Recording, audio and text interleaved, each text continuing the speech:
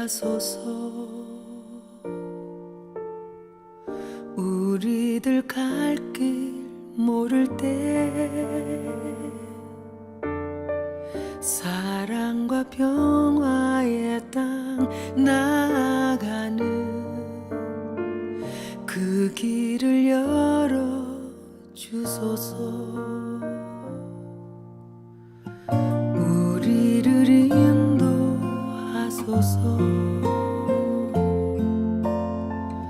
우리들 힘이 없을 때 소망과 생명의 땅 함께 사는 그 길을 열어 주소서. 이 땅의 강물도 별빛도 흐르지만 우린 이곳에 멈춰서 있네. 그러나 시대에 바람이 불어오니 이제 행진하게 하소서. 아픔과 눈물 상한 이 땅에 치유의 강물 흐르게 하소서. 사랑은 결코 실패하지 않음을 우리들 믿게 하소서.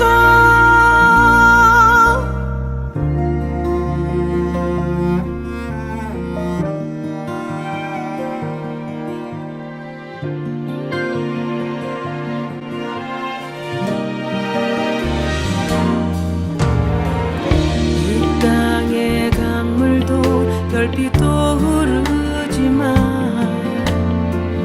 우린 이곳에 멈춰서 있네. 그러나 시대에 바람이 불어오니 이제 행진하게 하소서. 아픔과 눈물 상한 이 땅에 치유의 강물 흐르게 하소서. 사랑은 결코 실패하지 않음을 우리들 믿게 하소서.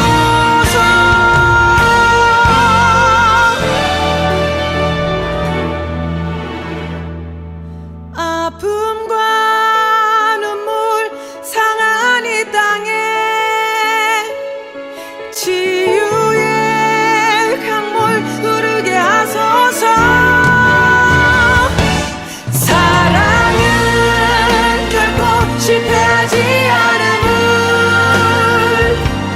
우리들 믿게 하소서. 사랑은 결코 실패하지 않음을 우리들 믿게 하소서.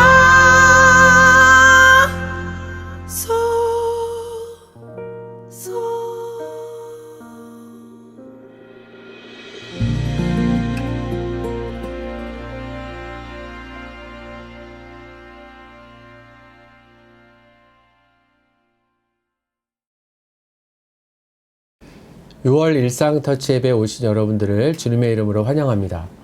오늘은 지방선거일입니다. 그동안 여러분들이 기도하고 여러분 지역을 섬길 일꾼들, 정치 일꾼들을 이제 오늘 선택하셔야 되는 날입니다. 오늘 이 아침에 또 이 하루 이 예배를 드리면서 나라와 민족을 위해 진심으로 섬길 지도자들을 위해 기도하는 마음으로 모두 선거에 또 투표해 주시기를 부탁드립니다. 오늘은 6월이라서 특별히 좀 통일선교에 관련된 말씀을 드리려고 합니다. 오늘 본문을 여러분들 방금 보셨고 또 마음으로 다 읽으셨겠지만 사도행전에서 초반부에 사도 베드로를 통해 하나님의 역사하심은 정말 놀라운 일들입니다. 사도 베드로와 예수님의 제자들, 그리고 이후에 이제 사도 바울을 통해 이어지는 또 후반전의 역사가 있죠. 그러나 전반전 사도 베드로의 활동 중에 이 베드로를 가장 괴롭혔던 순간이 있었습니다. 그것은 베드로가 이상한 환상을 본 장면이 있었죠. 오늘 본문이 있는 사도행전 10장 이전에 베드로는 비몽사몽간에 이제 기도하러 갔는데 비몽사몽간에 하늘에서 이상한 이 잡동사니 같은 음식물들이 그 보자기에 쌓여서 내려오는데 하늘에서 들리는 음성이 이것을 먹으라 하니까 율법에 아주 그냥 충실했던 유대인 그리스도인인 베드로가 나는 하나님이 허락지 않은 거 못 먹는다고 하고 고집을 피웠더니 그 하늘의 음성 여호와께서 뭐라고 그러셨냐면 아이 이놈 봐라 내가 주면 먹을 것이지 하고 그런 실갱이 속에 이제 꿈을 깨요. 꿈을 깨고 얼마 있어서 이게 무슨 꿈인가 하는 생각을 이제 하고 있었는데 갑자기 누가 문을 두드리고 고넬료가 보낸 이탈리아의 백부장 고넬료가 보낸 하인들이 종들이 이제 베드로를 모시고 갑니다. 얼떨결에 따라갔죠. 따라가서 이제 고넬료의 집에 갔는데 그때 고넬료가 나와서 영접을 하고 이게 도대체 무슨 일인가 한 것을 이제 베드로가 고넬료에게 물어봅니다. 물어보고 난 다음 이 고넬료가 이러이러해서 저러저러합니다 라고 이야기를 하니까 그때 이 베드로가 깨닫기를 오늘 본문을 중심으로 이제 그 위에서부터 계속 있는데요. 이방인을 구원하는 하나님의 약속, 언약에 대해 이제 깨닫고 이방인을 구원하는 또 이방인뿐만 아니라 유대인뿐만 아니라 유대인들이 이방이라고 생각했던 모든 사람들은 하나님에게는 다 백성이다라는 것을 이제 깨닫습니다. 바로 이게 오늘 그 장면인데 제가 오늘 말씀에서 6월달 한 달 내내 생각해 볼 단어가 있습니다. 오늘 본문 10장 36절에 만유의 주 되신 예수 그리스도로 말미암아 화평의 복음을 전하사 이스라엘 자손들에게 보내신 말씀, 이 구절에 6월 내내 저와 여러분들이 생각해야 될 단어가 있습니다. 그것이 화평의 복음이라는 말이에요. 여러분, 복음 앞에는 다른 수식어가 거의 안 붙습니다. 근데 이 마가복음 1장 1절에 보면 하나님의 아들 예수 그리스도에 대한 복음의 이야기라고 아예 선언을 하고 시작하는 이 복음의 이야기가 마가복음 1장 1절에는 그렇게 시작합니다. 예수 그리스도의 복음. 이것은 뭐 그 자체죠. 예수님 자체. 그런데 복음 앞에 수식어가 붙어서 다른 수식어가 붙어서 표현하는 것을 많이 발견할 수 없어요. 그런데 오늘 이 본문에 보면 베드로 사도가 고넬료, 대표 이방인인 고넬료의 집에 와서 복음을 전하는데 복음의 서두에 뭐라고 그러냐면 만유의 주 되신 예수 그리스도로 말미암아 화평의 복음을 전하사라고 해서 화평의 복음이라는 말을 씁니다. 우리말로 보면 아주 뭐 화평, 평화롭고 뭐 그냥 복음이 그렇지 이렇게 넘어갈 수 있는데 원어에 화평이라는 말을 찾아보면 이 화평의 복음이라는 말이 굉장히 베드로가 의도적으로 사용했구나, 성령의 영감이 있었구나 하는 것을 저는 발견했습니다. 이 화평이라는 말이 어떤 말이냐면 구약에 샬롬이 있고 신약에는 우리가 많이 아는 에이레네라는 말을 합니다. 샬롬, 평안. 그리고 신약에서의 샬롬과 비슷한 말은 헬라어로 에이레네인데 여기 화평이라는 말이 바로 그 에이레네예요. 근데 이 에이레네라는 헬라어의 뜻이 여러 가지가 있습니다. 화평, 평화, 평안. 여러분들이 생각하는 그런 단어들이 용어가 맞는데 근데 가장 중요한 뜻이 뭐가 있냐면 갈라졌던 것이 다시 하나가 되다라는 뜻이 있어요. 분리됐던 것이 다시 하나가 되다. 그랬을 때 이 헬라어를 사용하는 사람들의 세계관 속에는 다시 갈라졌던 것이 하나가 돼서 화해가 되고 화합을 한 그 자체를 화평이라고 본다는 것이죠. 그게 에이레네라는 뜻에 들어가 있습니다.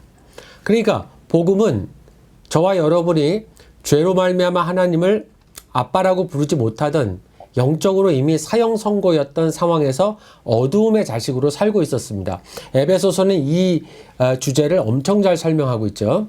그렇게 살고 있던 우리를 구원을 받을 만한, 구원을 얻을 만한 도저히 방법이 없었던 우리들에게 하나님 편에서 직접 우리에게 구원을 제시해 준 것이 흠없고 점없는 어린 양 예수 그리스도의 피를 흘리게 하신 사건이에요. 그러니까 그분이 우리 안에 들어오신 거죠. 성육신하신 거죠. 그분이 이 육신을 입고 우리 안에서 죄를 도말하시고 그 도말하신 결과가 죄인이었던 우리가 예수 그리스도로 말미암아 하나님을 아빠라고 부르는 존재로 변화되면서 우리가 하나님과 한 가족이 되는 이 상태가 바로 에이레네, 화평, 그리고 이것이 복음 안에 담겨져 있는 굉장히 중요한 통일의 의미가 있다라고 하는 겁니다. 에베소서 1장 10절에 하늘에 있는 것이나 땅에 있는 것이 다 그리스도 안에서 통일되게 하려 하심이라 라고 기록되어 있는데 사도 바울은 마치 이 화평의 복음을 그렇게 한 절 속에 예수 그리스도의 구속의 모든 의미를 에베소서 1장 10절에 통일, 예수 그리스도 안에서 통일되다라는 의미로 담았는데요. 그때 말하는 통일이나 에이레네나 굉장히 흡사한 면이 있습니다. 갈라졌던 것이 하나로 모이다 이런 뜻이 있어요. 오늘 마침 정치 지도자, 지역의 일꾼들을 뽑는 지방선거일이기도 하고요. 6월은 또 호국보훈의 달입니다. 아시다시피 한국전쟁, 6.25 전쟁을 겪은 지 꽤 오래됐고 이미 70년이 넘었죠. 굉장히 오래됐고 남아있는 이산가족보다 돌아가신 이산가족 수가 더 많아지고 있고 그 다음에 제2차 이산가족인 탈북민이 발생하면서 이제 탈북민 역사가 우리의 역사에 25년, 27년이 돼가고 있는 이 상황 속에서 저는 화평의 복음이야말로 값없이 은혜로 얻은 구원을 얻은 한국의 그리스도인이 가장 유념해야 할 용어가 아닌가라는 생각을 해봅니다. 여러분, 저와 여러분이 하나님과 죄로 말미암아 죽었던 사람이 허물과 죄로 죽은 우리 에베소 2장 1절에 보면 허물과 죄로 죽은 우리를 살리신 하나님의 능력입니다. 여기 우리가 10원도 안 들어갔어요. 그런데 우리가 눈앞에 있는 분단의 문제를 70년 넘게 관심 없어 한다면 저는 과연 이러한 종교가 얼마나 이기적인 종교인가 그런 생각을 매번 해봅니다. 이기적인 종교가 아니라는 것을 알기에 뜨거운 서로 사랑의 명령을 남기신 예수님의 명령을 우리가 다 알기에 소수지만 북한 선교와 통일 선교라는 이름으로 이 분단된 한반도를 위해 기도하고 탈북민을 섬기고 하는 일들을 우리가 지금 하고 있죠. 그런데 이것은 소수의 일이 아니라 대한민국에 태어난 기독교인이라면 태어남과 동시에 우리에게 소명으로 주신 매우 중요한 하나님의 사명이라고 하는 겁니다. 우린 소명과 사명을 다 한꺼번에 태어나면서부터 화평의 복음을 가지고 살아라고 부여받은 사람들이라는 거죠. 6월은 호국보훈의 달이라고 이야기하지만 나라와 민족을 생각할 때 아직도 우리는 참 암울한 나라에 삽니다. 우리는 지금 굉장히 잘 살고 있습니다. 근데 분단의 반쪽 북한 지역에 오미크론이 지금 엄청나게 확산이 돼가지고 빨리 우리가 주는 약을 좀 받았으면 그 약을 받아서 그 약품들을 받아서 빨리 우리 북한의 주민들이 치료가 되었으면 하는 마음이 간절한데 녹록지 않습니다. 북한은 지금 받아들이지도 않고 있고 중국 의존도가 계속 높아지고 있죠. 하나님께서 이 6월에 정말 큰 은혜를 부어주셔서요. 분단의 과제를 풀 수 있는 중요한 어떤 역사를 하나님이 해주시기를 그리고 그것을 소망했던 사람들이 그 하나님의 역사에 쓰임받기를 저는 정말 이것을 간절히 기도하는 한 달이 되었으면 좋겠습니다. 저는 가끔 통일을 주제로, 통일 선교를 주제로 교회에서 강의를 할 경우가 있는데요. 그때마다 꼭 주문하고 부탁드리는 것이 있습니다. 분단의 문제를 해결하기 위해서 우리는 그것만 하다가 천국 갈 수 있다. 어쩌면 이 다음에 우리의 자녀 세대와 손자, 손녀 세대가 통일된 한반도를 맞이할 수 있다. 근데 지금 우리가 목숨 걸고 헌신하지 않으면 우리 다음 세대도, 우리 손자, 손녀 세대도 영원히 분단된 나라에 살 가능성도 적지가 않을 것이다. 우리 좀 위기감을 갖자고. 그런데 그 위기감을 그냥 갖자가 아니고요. 하나님의 이 말씀, 이방인에게 말씀을 전하면서 온 인류를 통한 예수 그리스도가 온 인류를 통해 오셨다는 것을 깨달은 유대인 출신 베드로, 유대인 출신 그리스도인이 드디어 깨달으면서 예수님을 통해 말씀하신 복음은 화평의 복음이라고 강조를 했습니다. 다시 하나가 되는 복음. 여기에는 차별이 없죠. 북한 주민도, 남한 주민도, 일본 사람들도, 중국 사람들도 누구든지 다 이 화평의 복음 안에서 예수 그리스도를 통해 하나님을 아바 아버지라고 부를 수 있는 자리로 초청이 된 겁니다.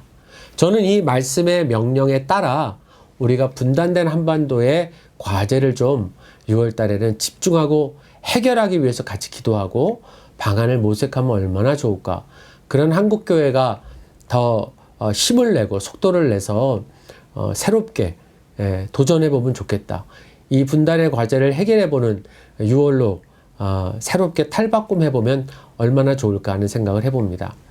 오늘 일상터치 예배를 함께 드린 모든 분들에게 이 말씀이 여러분 개인과 여러분 가정 그리고 주변에 있는 교회와 직장 모든 영역에서 싸웠던 분들과 먼저 화해하는 것으로부터 출발했으면 좋겠습니다. 우리가 아무리 기도한다고 먼저 김정은 만나서 분단의 문제를 해결할 수 있는 건 대통령이 할 문제죠. 근데 함께 할 수 있는 건 내 자리에서의 화평을 도모하는 일입니다.